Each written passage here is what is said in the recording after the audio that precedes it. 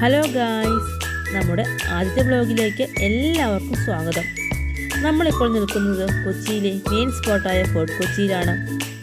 Marine ഡ്രൈവിൽ നിന്നും boat വഴിയാണ് നമ്മളിവിടെ എത്തിയത്. ബോട്ടിൽ ഒരാൾക്ക് 6 രൂപ മാത്രമേ ആകുകയുള്ളൂ.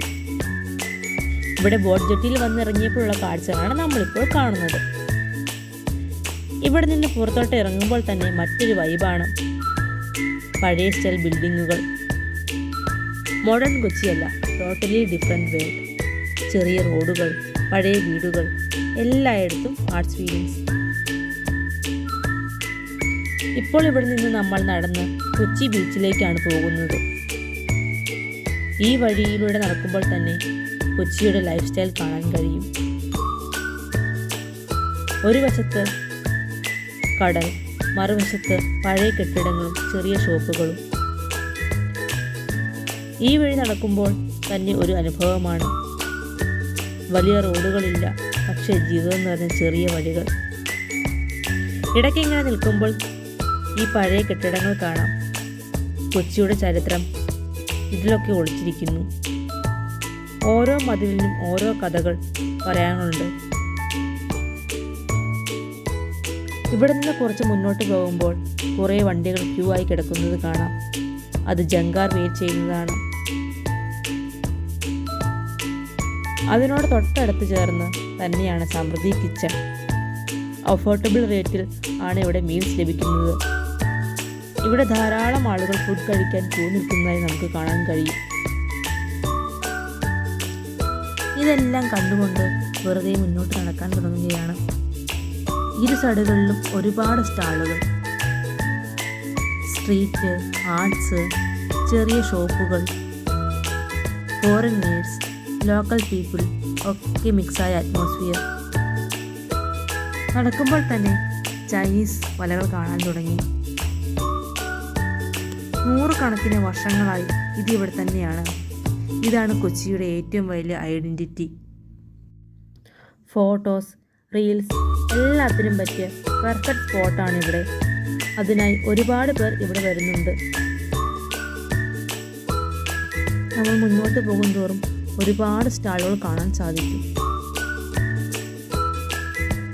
പലതരത്തിലുള്ള തുണികളും വ്യത്യസ്തമായ അലങ്കാര സാധനങ്ങൾ കൊണ്ട് നിറഞ്ഞിരിക്കുകയാണ് 2 സൈഡുകളും. ഫോറിനേഴ്സിനെ ആകർഷിക്കാനായി ഒരുപാട് സാധനങ്ങൾ ഇവിടെയുണ്ട്. നമ്മളിപ്പോൾ കാണുന്നതാണ് water metro station. New year കഴിഞ്ഞ് അധികമാവാത്തത് കൊണ്ട് തന്നെ അത്യാവശ്യം നല്ല തിരക്കായിരുന്നു. ഫെസ്റ്റിവൽ സീസൺ ആയതുകൊണ്ട് ഫാമിലിയായിട്ടും അല്ലാതെയും ഒരുപാട് ആളുകൾ ഇവിടെ എത്തുന്നുണ്ടായിരുന്നു. ഇവിടെ നിന്ന് ഫോട്ടോ എടുത്താൽ ഇൻസ്റ്റഗ്രാമിൽ പെർഫെക്റ്റ് ഷോട്ട് കിട്ടും. പക്ഷേ ക്യാമറയ്ക്കപ്പുറം ഈ കാഴ്ച നേരിൽ കാണുമ്പോഴാണ് അതിൻ്റെ റിയൽ ഫീലിങ്സ് കിട്ടുന്നത്. ഇപ്പോൾ നമ്മൾ കൊച്ചി ബീച്ചിലേക്ക് എത്തിക്കഴിഞ്ഞു. മുന്നിൽ തുറന്ന കടൽ, തിരമാലകളുടെ ശബ്ദം. ഇവിടെ കുറച്ചു നേരം വെറുതെ നിൽക്കാൻ പോലും മനസ്സ് സമ്മതിക്കും. മുന്നോട്ട് പോകുന്തോറും ഒരുപാട് സ്റ്റാളുകൾ നമുക്ക് കാണാൻ സാധിക്കും. വെറൈറ്റി ക്ലിപ്പുകളും ബുഷുകളും ഒക്കെയുള്ള സ്റ്റാളുകൾ. അതുപോലെ തന്നെ നല്ല ഫ്രഷ് മീനുകളെ ഇതിൻ്റെ സൈഡിൽ വിൽപ്പനയ്ക്ക് വെച്ചിട്ടുണ്ട്. ജീവനുള്ള ഞണ്ടുകൾ മുതൽ പലതരത്തിലും വലുപ്പത്തിലുമുള്ള മീനുകൾ വരെ ഇവിടെ ലഭ്യമാണ്.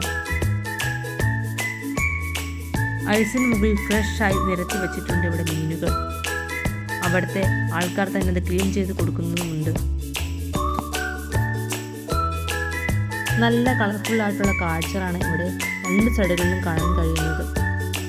പല നിറങ്ങളിലുള്ള കാറ്റാടുകൾ, പല വലുപ്പത്തിലുള്ള കളിപ്പാട്ടങ്ങൾ എല്ലാം നമുക്ക് കാണാൻ സാധിക്കും. പണ്ട് ഉത്സവപ്പറമ്പുകളിൽ വിൽക്കാൻ വച്ചിരുന്ന ബോട്ടുകളും ഇവിടെ കാണാൻ കഴിയും. 90 കിഡ്സിനൊരു അനുഭൂതി തന്നെയാണിത്.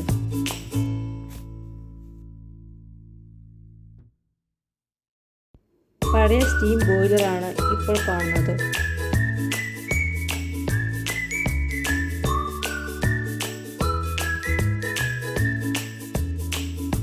കുട്ടികൾ ഒരുപാട് പേര് വരുന്നത് കൊണ്ട് തന്നെ അവരെ ആകർഷിക്കുന്ന രീതിയിൽ ഒരുപാട് ടോയ്സ് ഇവിടെ കാണാൻ സാധിക്കും. പല വലുപ്പത്തിലും പല തരത്തിലുമുള്ള ഒരുപാട് കളിപ്പാട്ടങ്ങൾ നമുക്ക് ഇരു സൈഡുകളിലും കാണാൻ സാധിക്കും. ഈ കാഴ്ചകളെല്ലാം കണ്ട് നമ്മൾ മുന്നോട്ട് നടക്കുകയാണ്. ആൾക്കാരുടെ എണ്ണം കൂടിക്കൂടി വരുന്നുണ്ട്. പണ്ട് വന്നതുപോലെയല്ല, ഒരുപാട് നീറ്റ് ആൻഡ് ക്ലീൻ ആയിരിക്കുന്നു ബീച്ച്.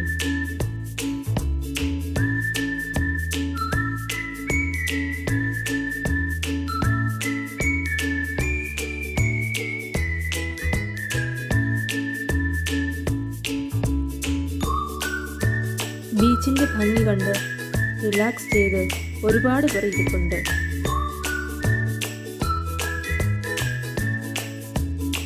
ആദ്യം ബീച്ചിൻ്റെ ഭംഗി ആസ്വദിക്കുകയാണ്.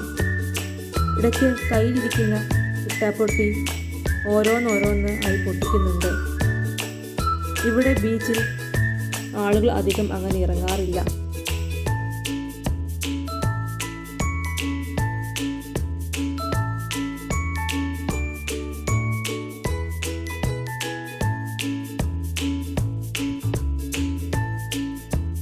അങ്ങ് ദൂരെ നിന്നും ഒരു കപ്പൽ വരുന്നതായി കാണാം. അത് കണ്ടെയ്നർ ടെർമിനലിലോട്ടായിരിക്കും. ആദിക്ക് വളരെ ആകാംക്ഷയോടെ ആ കപ്പൽ നോക്കി നിൽക്കുകയാണ്.